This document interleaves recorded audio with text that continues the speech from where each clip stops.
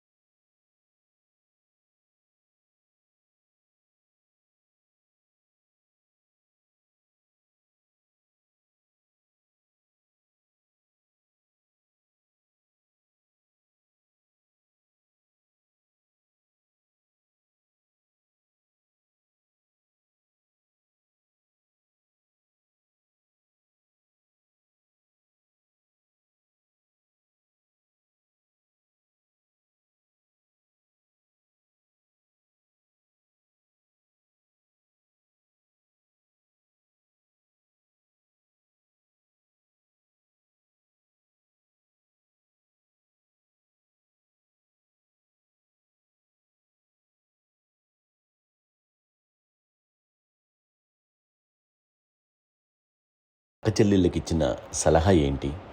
అంటే ఇండిపెండెంట్గా ఉన్నాం కదా అమ్మ, ఎవరి మీద డిపెండ్ అవ్వద్దు. మీ పిల్లలు నువ్వే జాగ్రత్తగా నేర్చుకో, ఎవరిని ఇలా చేయకు, డిపెండెంట్గా పెట్టద్దు అని ఆవిడ మాకు బాగా ఎప్పుడు ఎక్కువ చెప్తుండేది. నాకు కొంచెం టఫ్ టైమ్స్లో కూడా ఆమె నీ పాటి నువ్వే ఉండాలి, ఎవరి దగ్గర ఉండదు, ఎవరింట్లో ఉండదు, మా దగ్గర కూడా ఉండదు, నీ ఇద్దరు దగ్గర మటుకు నువ్వే ఉండాలి. అది కష్టం కదండి అట్లా చెప్పడం. చెప్పారు, చాలా తక్కువ చెప్పారు. బట్ నాకు అదే ఇచ్చేది నేను ఇండిపెండెంట్గా అట్లా ఒకరి దగ్గర ఉంటే నీ గౌరవం తగ్గిపోతుంది, ఎక్కడ ఉండదు. అది చాలా నాకు చాలా ఇన్స్పైరింగ్ ఉండేది మాటలు. అది ఇప్పుడు కూడా అది చాలా హ్యాపీగా అనిపిస్తుంది అని చెప్పింది. అంతే కదా, ఇప్పుడు మనకి ఏదైనా రోగాలు వస్తే చేస్తాం, దాన్ని బాధపడుతుంది మనమే. బట్ తగ్గించేవాళ్ళు, కన్సర్న్ చూపించే డాక్టర్స్ ఒట్టుకోలు కిత్తలు కింద ఉండొచ్చు, కానీ పోరాడాల్సింది మనమే. నాకు సార్ కొంచెం ఏదో ఒక డిప్రెస్డ్ ఇదేదో వస్తే ఫేస్ ఒకటి, నేనేదో ఇంకా మా అందరి నుంచి నేను సపరేట్ అయిపోయినట్టు ఒక సిచ్యువేషన్ వచ్చినప్పుడు అమ్మ నన్ను పట్టుకుని I'm there for you. Yes, ఎవరు నువ్వు అన్న ఎస్ అన్న ఫ్రెండ్స్ కానీ ఎవరైనా సరే ఎప్పుడు కూడా అలోన్గా మటుకు అనుకోకు, నేను ఉన్నాను. ఆవిడ నన్ను పట్టుకొని ఇచ్చిన అఫెక్షన్ లేదా ఫీలింగ్ అసలు బలం అన్నమాట. ఇంకా ఏమైనా చేయగలను నేను, పర్లేదు లైఫ్లో నాకు ఏదైనా సాధించగలను అన్న ఒక భరోసా తల్లి దగ్గర నుంచి రావడం అనేది నాకు ఎవరు అవసరం లేదనిపించింది. అంత స్ట్రాంగ్గా ఆవిడ support, very strong, very practical. అంత స్ట్రాంగ్ చేసింది నాన్న అని చెప్పండి. మా పిల్లల విషయంలో మేము కూడా మేబీ అంత స్ట్రాంగ్ కాదేమో, సెన్సిటివ్గా ఉంటాం, కానీ అమ్మ మటుకు చాలా స్ట్రాంగ్గా ఉండి మమ్మల్ని కఠినంగా ఇలాగే ఉండాల్సింది, ఇలా ఉండండి అప్పుడే మీరు నేర్చుకుంటారు. ఇక్కడ అమ్మ పాజిటివ్నెస్ గురించి ఇంకో మాట చెప్పాలి. అంటే తన బిడ్డలకే కాదు, ఈ రోజున మా రెండో పాప శ్రీజ కూడా తనకి లైఫ్ చిన్న చిన్న డిస్టర్బెన్స్ వచ్చింది. ఆ టైంలో కూడా తను ఏముందంటే అప్పుడు నాన్నమ్మ దగ్గరికి వెళ్ళాను, తను ఇచ్చిన భరోసా, తను ఇచ్చిన మాట వెళ్ళలేని ధైర్యం వచ్చింది నాతో. నాన్నమ్మ దగ్గర ఎప్పుడు కూర్చోస్తాడు అప్పుడే పాజిటివ్ ఫీలింగ్ వస్తుందని నాతో షేర్ చేసుకుంటాను. తను నాతో చెప్తుంటే అనిపిస్తుంది కరెక్ట్, అమ్మ ఏం పర్లేదమ్మా, లైఫ్ అంటే ఒకరితోనే అయిపోదు, ఆ ఒక్కరి వల్ల వాళ్ళ ఇన్ఫ్లుయెన్స్ తోటో వాళ్ళు మన మీద నియంత్రించడం కానీ మన బాధల్ని వాళ్ళు చేయడం అవుతాం. జస్ట్ నువ్వు నీ గురించి నీ మనసులో ఏదనిపిస్తే నీ గుడ్ ఫీలింగ్ ఏదిస్తుందో ఆ ఫీల్ ప్రకారం వెళ్ళిపోదు. అంటే ఆ జనరేషన్ పీపుల్ ఎక్స్పెక్ట్ అలా కాదు, ధైర్యం ఉండి అందరికీ ధైర్యం బాగా నూరుకొస్తారు. ఫాదర్ కూడా, మా నాన్నగారు కూడా అస్సలు ఎప్పుడు అనేవాళ్ళు, ఎప్పుడు మీరు పెట్టే చెయ్యి మీరు ఎప్పుడు పైన తప్ప తీసుకుని ఎలా ఉండకండి, చేతులు పెట్టుకొని అనే అట్లాంటివి చెప్తుండేవాళ్ళు. అందుకని మాకు ఇండివిజువాలిటీ మాకు బాగా, ఎప్పుడు కూడా ఒకళ్ళని అడగడం అని, ఈవెన్ బ్రదర్స్ని అడగాలన్నా కూడా మాకు అది పడిపోయింది మైండ్లో, కొంచెం కష్టంగా ఉంటుంది. సో నాకు అంటే ఆవిడ మా అమ్మ ఏదన్నా కొంచెం డిప్రెస్ అయినా నేను చాలా ఎక్కువ అమ్మకి షేర్ చేసుకుంటే అన్నయ్య కూడా లేడు. అన్నయ్య ఉన్నప్పుడు ఓకే, లేనప్పుడు నేనే ఎక్కువ షేర్ చేసుకున్నాను. బట్ ద బెస్ట్ థింగ్ మా అమ్మ దగ్గర నుంచి హగ్ అండి. ఈరోజు కూడా మా అమ్మని హగ్ చేసుకోకపోతే అంటే అది నాకు మా అందరిలోనూ, అంటే ఆవిడ పెద్ద చదువుకున్న వ్యక్తి కాదు, పెద్దగా బయటికి వెళ్ళి నా ఎక్స్పోజర్ కాదు, కానీ ఇవాళ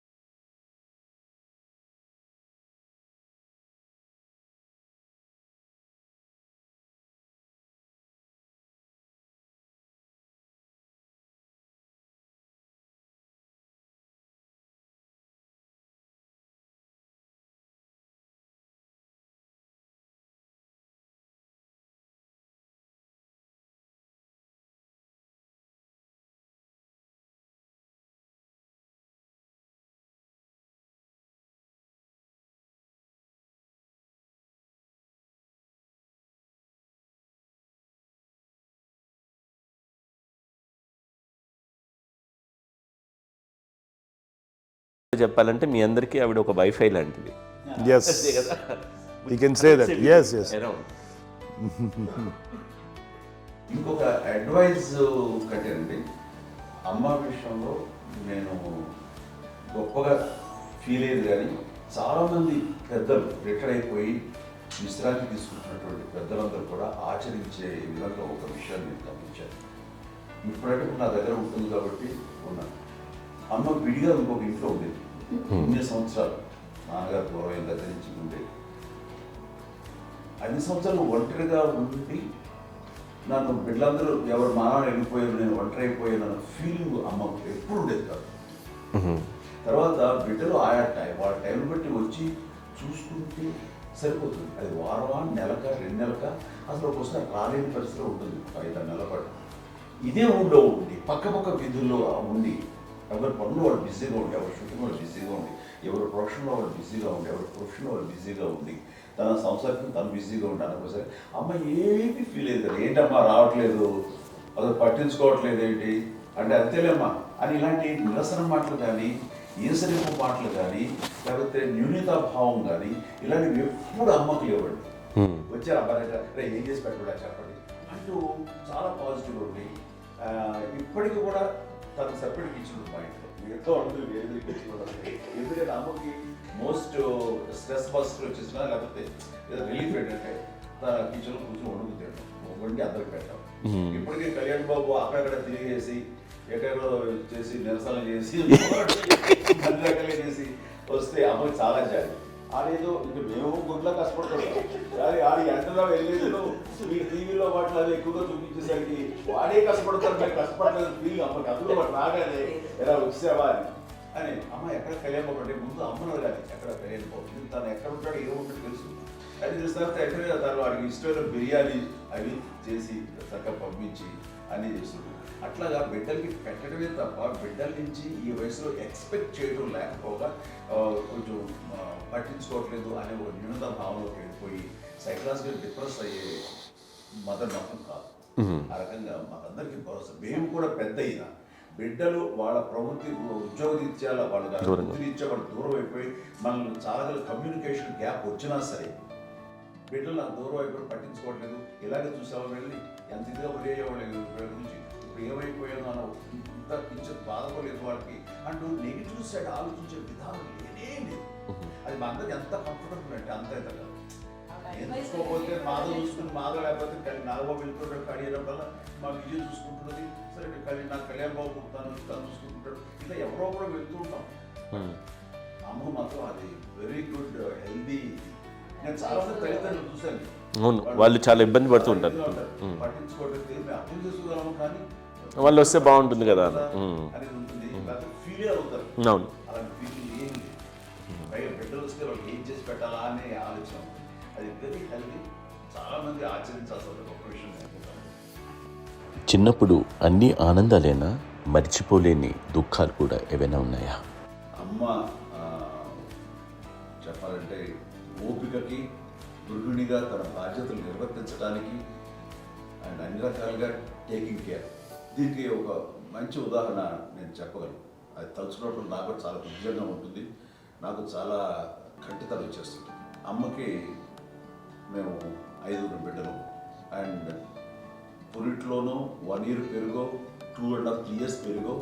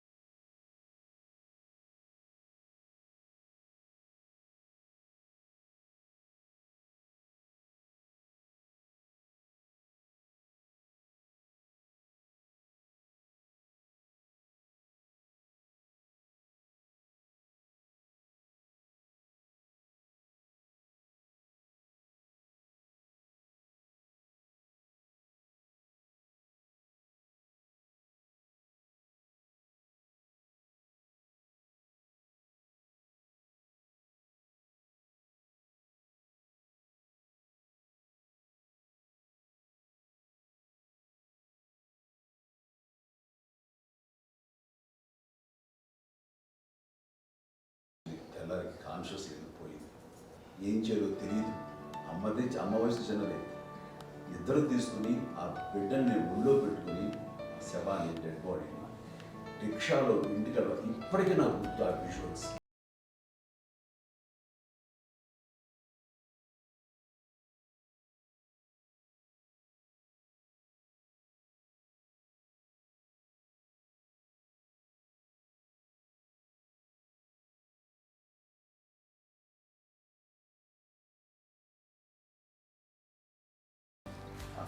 నెక్స్ట్ రిచువల్స్ ఎలా చేయాలో, పెంపకాలు ఎలా చేయాలో తెలియదు. అందరూ చిన్నపిల్లలే.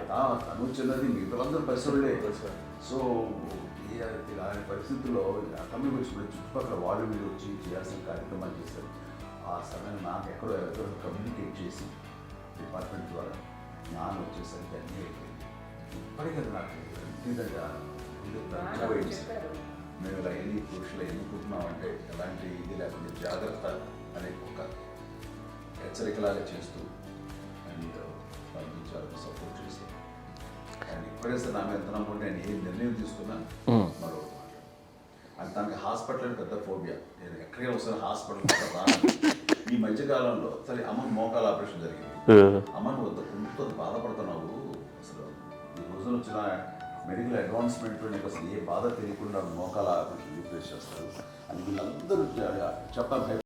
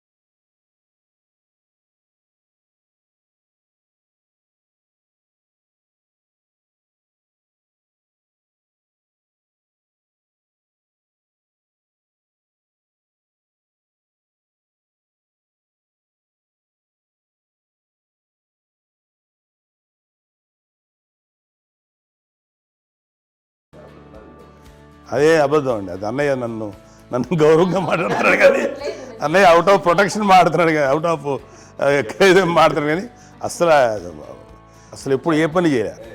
లేదు నిజం ప్రామిస్ అండి, ఏ పని చేసేవాడు కాదు. మా ఇద్దరికి మధ్యలో పాపం అన్నయ్య చాలా పని చేసేవాడు. ఎంత పని చేసేవాడు, నేను వచ్చిన తర్వాత మళ్ళీ నాకు ఏదైనా చిన్న పని చెప్తే అది కూడా నువ్వే చేయనివ్వండి.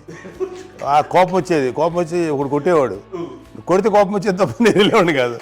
అమ్మకి ఎప్పుడు ఏంటంటే ఒక ఇదే పని చేయడని, అంతే. నిజంగా ఏ పని చేసేవాడిని కాదు. అవునా? లేదు లేదు లేదు మహాప్రేమ.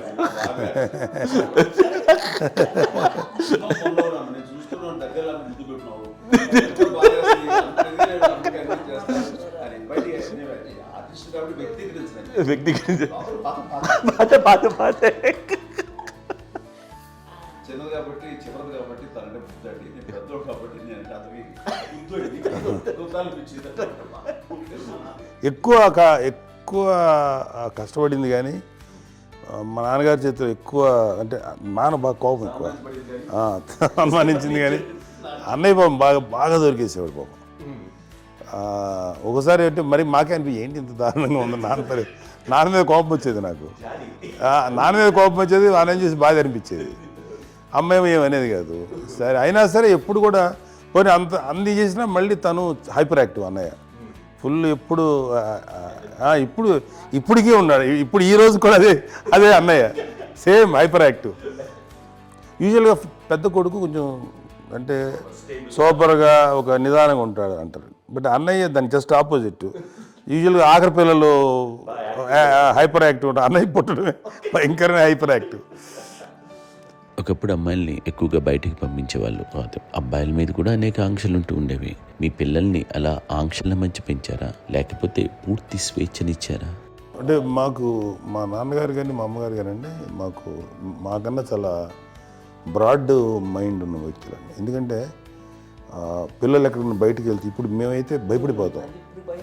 మా విజయ్ కానీ మా చిన్న చెల్లి అన్నయ్య నేను అందరం కూడా ఇవాళ ఉన్న పరిస్థితిలో వాళ్ళు ఎప్పుడు భయపడేవాళ్ళు కాదండి. ఎక్కడికి వెళ్తాను వెళ్ళనిచ్చేవాళ్ళు, లేట్ అయినా అసలు ఏమనేవాళ్ళు కాదు. లేకపోతే ఏదైనా మోటార్ బైక్లు వేసుకున్నాం, లేకపోతే కారులో ఎట్లా పడితే ఎట్లయినా సరే ఏమనేవాళ్ళు కాదు. వాళ్ళు తెలియకుండానే మాకు ఒక ఫ్రీడమ్ ఇచ్చారండి. సో దట్ అదే ఆ ఫ్రీడంలో భాగమే అన్నయ్య కానీ ఇండస్ట్రీకి వెళ్ళాలంటే కూడా ఒక వ్యక్తి ఒక కొడుకు ఒక గొప్ప కెరీర్ని పర్సూ చేసుకుంటూ వెళ్తున్నప్పుడు నాన్నగాని అమ్మగానే ఓపెన్ మైండ్ తోటి అసలు నువ్వు వెళ్ళినా ఎంతకాలం వెళ్తావు నువ్వు ప్రయత్నించని చెప్పి అలా వదిలేశారండి. అన్నయ్య కూడా ఏంటంటే మోస్ట్ రెస్పాన్సిబుల్గా వెళ్ళి చాలా మేజర్ అమౌంట్ అన్నయ్యకి కూడా పెద్ద అమ్మకు వందలు ఇచ్చేది కాదు. కరెక్ట్గా ఆ ఇన్స్టిట్యూట్లో చదువుకునేటప్పుడు ఎంత ఇవ్వాలో కరెక్ట్గా ఇచ్చేది. తనకి ఎక్స్ట్రా ఖర్చు పెట్టుకుంటే అంటే అట్లా ఉండేది అంతే కదా. అంత జాగ్రత్తగా అన్నయ్య కూడా అంత రెస్పాన్సిబిలిటీగా రెసిప్రోకేట్ అయ్యి చేసి అందువల్ల మా అమ్మ నమ్మకం మా అమ్మగారి మా నాన్నగారి నమ్మకాన్ని అన్నయ్య ఎప్పుడు అది పాడు ఇంత నమ్మకానికి 10 times ఇచ్చాడు. ఏ వయసెస్ వైపు కానీ ఏ అలవాట్ల వైపు కానీ ఎందులో ఇండల్జ్ అవ్వకుండా నాకు నేనుగా నియంత్రించుకుంటూ సరైన మార్గంలో వెళ్ళేలాగా నాకు వెళ్ళడానికి లోపల ఆ స్ట్రాంగ్ థాట్ అడగగానే వాళ్ళు రెసిస్ట్ చేస్తే ఇచ్చానని ఆపేశారు అని ఏదో చిన్న రిలక్టెంట్ ఫీలింగ్ ఉంటుంది. వాళ్ళ మీద చిన్న కోపం నిరసన ఉండేది. వాళ్ళు అలా లేకపోవడానికి వాళ్ళు వెంటనే అడిగిన వెంటనే జాగ్రత్త అనే నిర్ణయం నీది కానీ జాగ్రత్త అని హెచ్చరిక చేయడంతో నాకు మరింత బాధ్యత తిరిగి గుర్తు తిరిగి నేను నడుచుకుంటూ వెళ్ళాను. కాబట్టి అది నాకు ప్లస్ అయింది వాళ్ళ దగ్గర. అంటే మదర్ అంటే తల్లి అనే కాదు, మదర్ ఫిగర్ ఫీలింగ్ ఎవరిచ్చినా సరే అది నానైనా తల్లితో సమానం అనుకుంటాను. నాకు చెప్పినట్లుగా అట్లాగా అలిసిపోయి వచ్చిన నాకు కాళ్ళు నొక్కుతుంటే నాకు భయం వేసేసేది. ఆ తర్వాత పడుకో గలవాయించేవాడు, అది కూడా కోపం. అంటే ఉదాహరణ అంటే మళ్ళీ అదే నాకు తిడతారు, ఎందుకు కాదు పడుకుని ఎక్కడ నిద్ర వస్తాయండి నాన్న అంటే. సో ఆ రకంగా నాన్న తన ప్రేమను చూపిస్తుంటాను. ఆ తర్వాత గోండా టైప్లో కూడాను నేను ట్రైన్ కింద వెళ్తుంటే నాన్న అక్కడే ఉన్నారు, రాజమండ్రి దగ్గర ప్రాంతంలో. ఆయన చాలా కోపం చేస్తుంది, ఇలాంటి చేస్తుంటావు నువ్వు, ఏదైనా అయితే ఏంటి అది చెప్పి ఏం పర్లేదన్నా ఏమవుతుందో అన్ని రకాల సేఫ్టీ అన్ని రకాల జాగ్రత్తలు చూసుకున్నాం. ఈ రోజు ఉన్నది సేఫ్టీ అప్పుడు లేదు. అయినా సరే రేపు పొద్దున నీ కొడుకులు ఇలాంటి పరిస్థితులు నీకు తెలిసి వస్తారు అప్పుడు అనేవాడు. ఎన్నిసార్లు ఆ మాట అనేవాళ్ళు. నాకు నిజంగానే మగధీర టైంలో గుర్ర పెట్టుకుని ఆ రోడ్డు మీద పడిపోయేది అని అన్నప్పుడు నాకు ఆ ఫస్ట్ టైం ఆ ఫీలింగ్ కలిగింది.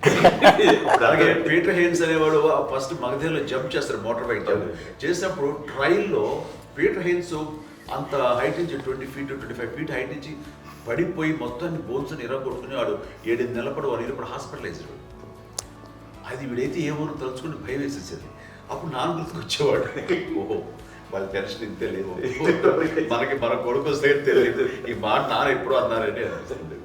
Sweet memories my. అత్త కోడళ్ళ మధ్య అనుబంధం ఎలా ఉంటుంది? సురేఖ్ గారితో మీకున్న అనుబంధం గురించి చెప్తారా? మాకండి కోడలు కాదండి, నా కూతురండి. అంత బాగుంది.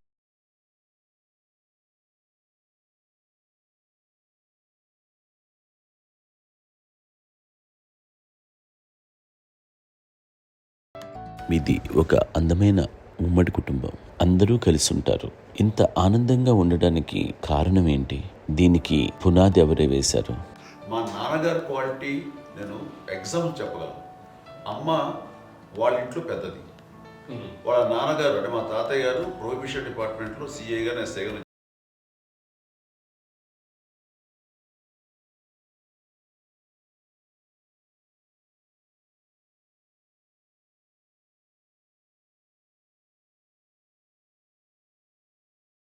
అమ్మ కాకుండా 4 బిడ్డలు, అమ్మ తర్వాత అబ్బాయి తర్వాత 3 ఆడతారు. వాళ్ళు ఏంటంటే రాకరావడి నాగోప కంటే కూడా చిన్నవాడు. అది ఆ వయసు అంత చిన్నవాడు. అమ్మ మా పిన్నమ్మలు మాకంటే చిన్నవాడు.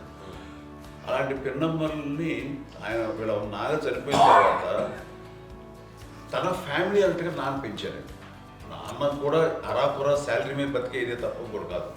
సో తనకు మిగిలిన దాంట్లో మళ్ళీ ఆ ఫ్యామిలీని చూసుకోవడం, మా అమ్మమ్మను చూసుకోవటం, వాళ్ళ మంచి చెడు చూసుకోవటం, వాళ్ళకు ఇల్లు మాత్రం ఉంది మొగల్తూరులో. ఆ ఇంట్లో వాళ్ళు అద్దెకు వస్తే ఆ కొంచెం డబ్బు నానిచ్చే డబ్బు, అక్కడ పొలం కొనిచ్చారు, ఆ పొలం మీద ఇచ్చే డబ్బుతోటి అంతా బాగా చూసుకోవాలి తన ఫ్యామిలీ లాగా వాళ్ళు. అందరూ మ్యారేజ్ కాబట్టి నాన్న ఫస్ట్ సూత్రధారి, అమ్మ కూడా ఫ్యామిలీ బాండింగ్ టుగెదర్నెస్ అనేది స్ట్రాంగ్గా ఉండటానికి నాన్న ఏర్పాటు చేసినటువంటి బీజం. అది అమ్మ కంటిన్యూ చేస్తుంది. మేము ఇవన్నీ చూసి మేము నేర్చుకుని మేము టుగెదర్ అంటున్నాం. అందునే we are very rich in terms of emotional bonding. ఇప్పటికే ఎవరికి ఏ కష్టం వచ్చినా, ఎవరికి ఏది ఇబ్బంది వచ్చినా సరే మొత్తం అందరం గుమిగూడిపోతాం. ఏ లెవెల్గా వెళ్ళిపోయి మోర్ సపోర్ట్ చేస్తాం. అంటే వీ డోంట్ ఎక్స్పెక్ట్ ఇంకా అంతమంది ఏముంటుంది. ఎస్, ఒకరినొకరు భరోసా. అది మా ఫ్యామిలీ మేము వెరీ స్ట్రాంగ్ అని చెప్పాలి. పెద్దవాడు కాబట్టి అవకాశం నాకు వచ్చింది కాబట్టి అమ్మ, ఇది ఎప్పుడు ఎవరు కొన్ని విషయాలు నాగబాబు సపోర్ట్గా ఉంటాడు. నాగబాబు ఉండి వాడు ఉంటే భరోసా. అలాగే ఆడపిల్లలు మీ అందరిలోనూ అమ్మని ఎవరు ఎక్కువ జాగ్రత్తగా చూసుకుంటారు? ఎందుకంటే ఎగ్జాక్ట్లీ మేము కూడా గమనించలేని సున్నితమైనటువంటి ఇష్యూస్ లైక్ హెల్త్ విషయం కానీ, అమ్మ మూడు కానీ, అన్నయ్య ఎంత క్యాజువల్ ఎంత బిజీ ఉన్నా ఒక అమ్మాయి ఉంటుంది. అలాగే చాలా చిన్న చిన్న విషయాలు కూడా చాలా మెడికల్ ఇంట్రెస్ట్. అందుకని మాకు అన్నయ్య ఉన్నాడు, అన్నయ్య దగ్గర ఉన్న అమ్మ అంటే ఇంకా ఎక్కువ రిలాక్స్ అయ్యాను. అన్న దగ్గరికి వచ్చాక మేము అందరం చాలా కంఫర్ట్ అయిపోయాం. ఎప్పుడు ఎవరు కొన్ని విషయాలు నాగబాబు సపోర్ట్గా ఉంటాడు. నాగబాబు ఉండి వాడు ఉంటే భరోసా. అలాగే ఆడపిల్లలు ఇట్లా ఒకరినొకరు అండి కాంప్లిమెంటింగ్ టు ఈచ్ అదర్ అండి. అవి ఒక్కరు కాదండి, అది వాళ్ళు ఆమె చూపించే ప్రేమగా నేను చెప్పగలను. కానీ బట్ దీని అందరూ సూత్రధారి నాన్న తర్వాత అది అమ్మ మెయింటైన్ చేస్తుంది.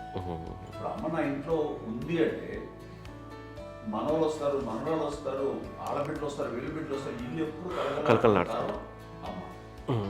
అది మేమందరం ఆచరిస్తుంటాం పండగలకి, పబ్బాలకి. అది నిన్న మొన్న నాగబాబు వచ్చి చాలాసేపు కూర్చున్నాడు. నేను ఇంట్లో లేకపోయినా వచ్చి నాగబాబు కూర్చొని టైం స్పెండ్ చేసి వెళ్ళిపోతుంటాడు. అలాగే చెల్లెలు ఇద్దరు ఆల్మోస్ట్ ఎవ్రీడే మాత వస్తుంటుంది, తను కూడా వస్తుంది. నేను సాయంత్రం కూడా వచ్చి ఉంటుంది. అమ్మా మధ్యాహ్నం వచ్చి కదా వచ్చి ఇక్కడే భోజనం చేసుకుని అలా ఉంటుందండి. ఈ తరం వాళ్ళకి మీరు ఇచ్చే సలహా ఏంటి? కలిసి ఉంటే బాగుంటుందండి. పిల్లలు తల్లి కలిసి అక్క చెల్లెలు తమ్ముడు అందరూ కలిసిమెలిసి ఉంటుంది. అన్యోన్యం అంతా సంసారం నిలబడుతుంది. లేకపోతే ఏముందండి, ఇక్కడ వెళ్ళిపోతారు, విడిపోతే ఎక్కడ ఎవరు వాడు అంతే. ప్రేమలు ఇప్పుడు లేవండి, తగ్గిపోయింది. మెకానికల్ చాలా మటుకు ఏదో ఇంకా వాళ్ళ పనులు చేసుకోవడం ఏదో జరిగిపోతూ ఉంది అనుకోండి. అంత ప్రేమలు ఎక్కడ లేవండి ఇప్పుడు ఈ రోజు. అంటే ఒకప్పుడు ఒకరికి ఇంకొకరు భరోసాగా ఉండేవాళ్ళు. అంటే అందరూ కలిసి సపోర్ట్గా ఇది చేయడం. ఎందుకంటే వీళ్ళ పెద్దనాన్నగారి పిల్లలు కూడా ఆయన చూసేవారు. మా నాన్నగారు అన్నయ్య గారు నాన్నగారు వాళ్ళ బిడ్డలు కూడా వాళ్ళ ఇక్కడే బిడ్డలు కూడా ఉన్నారు. నేనే పెళ్లి చేసి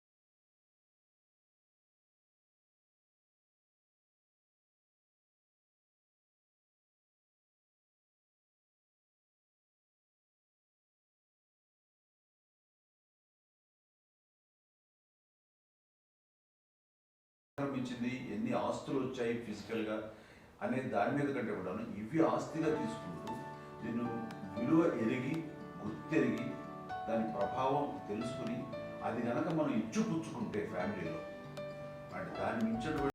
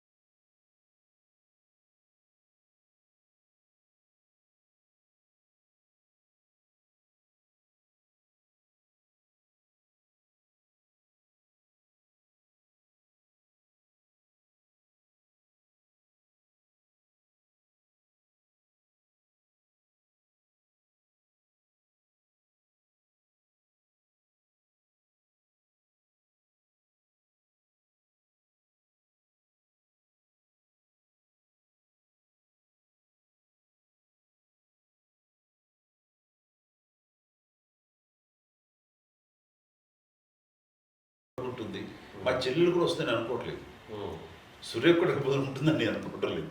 అలాంటి గొప్పగా ఇది. అండ్ ఆ రకంగా షీఈ్ వెరీ చాలా గొప్ప జన్మ. అమ్మకి చిన్న మానసికంగా చిన్న ఏదో ఒక డిప్రెషన్ అది వచ్చింది. ఏదో నాన్న గుర్తుకొచ్చో, నాన్న లేరనో, లేకపోతే వాళ్ళ అమ్మగారు కూడా అదే టైం చనిపోయారనో, తన దగ్గర ఉంటారు ఏదో ఉన్నప్పుడు మేము అందరం సపోర్ట్గా ఉండి రామా కొన్నా నా దగ్గర ఉందిగా అని చెప్పేసి అప్పట్లో అమ్మ వేరేగా ఉంది. ఉన్నప్పుడు ఒకటే మాట అన్నాను, అమ్మ నీలాంటి గర్భం అంటే అంజనమ్మదే గర్భం అని బయట ఎన్నోసార్లు నా ఫ్రెండ్స్ కానివ్వండి, బయట కానివ్వండి, కొన్ని సందర్భాల్లో మీటింగ్లో కానివ్వండి, స్పీచెస్లో కానీ అన్నవాళ్ళు ఎంతోమంది అన్నారు. వాళ్ళ మాట అంటే రీజన్ తెలుసా నీకు? కోటాను కోటల్లో ఎంతమంది తల్లులకు నీకు వచ్చిన అదృష్టం, నీకు లభించినటువంటి వరం ఎంత లభిస్తున్నాం. బిడ్డలు ఎంతోమంది చేత కొనియాడబడుతున్నారు, ఎంతోమందికి సహాయపడుతూ ఆ రకంగా వాళ్ళందరి యొక్క ఆశీస్సులు పొందుతున్నారు. కానీ ఎంతోమందికి నిరంతరం హెల్ప్ చేస్తూ వాళ్ళ ఇది చూసుకుంటున్నారు.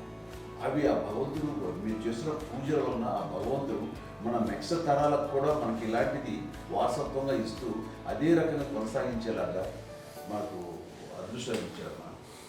ఇంతమంది ఎవరు నీ నుంచి వచ్చిన వాళ్ళే, నీకు నీ ఎంత గొప్ప గర్భం, ఎంత గొప్ప జన్మ నీది. వాటికి నువ్వు ఇలా అవటమేంటి? ఎంతసేపు ఇది హై లెవెల్లో ఉండాలి ఫీలింగ్స్గా నువ్వు కానీ. అంతే నువ్వు ఇలాగా కుంగిపోవడం ఏంటమ్మా చెప్పినప్పుడు ఇది నీది కాదు, నాది కాదు, నువ్వు నమ్ముకున్న భగవంతుడు నీకు ఇచ్చింది అనుకుంటావు కదా. నువ్వు ఆ భగవంతుడి కృతజ్ఞత తీర్చుకోలేక ప్రతిరోజు ఆయన ధ్యానించు, ఆయన పూజలో ఉండు, నీకు ఆయనే ధైర్యం ఇస్తాడు. అంతేగాని నువ్వు నెగిటివ్ సైడ్ ఆలోచించుకోమ్మా. మా అందరికీ పాజిటివ్నెస్ ప్రివైల్ చేసిన దానివి, ఇచ్చిన దానివి, అందించిన దానివి. అలాంటి నువ్వు నెగిటివ్ వైపు వెళ్ళిపోకూడదు అంటే అంతే. మళ్ళీ అటుపక్క ఎప్పుడు గెలలేదు. ఆంజనేయ స్వామి భక్తి ఆయనలో ప్రవేశపెట్టి చెప్పాలంటే ఆయనకి నేనే నేను నన్ను దేవుడు ఇంట్లో నేనే ఇంట్రడ్యూస్ చేశాను. నానంత ప్రగాఢంగా నమ్మి ఆయన దానివల్ల లబ్ధి పొందారు. ఆయన అందులో మమ్మల్ని మించిపోయే స్టేజ్కి వెళ్ళిపోయారు. ఆయనతోటి ఆంజనేయ స్వామితో ఇంటరాక్ట్ అవుతూ అట్లా ఆయన నమ్ముకుంటుంది. ఆయన నానంటారు అంతా నా గురువు, నా పెద్ద కొడుకు పెద్దోడే గురువు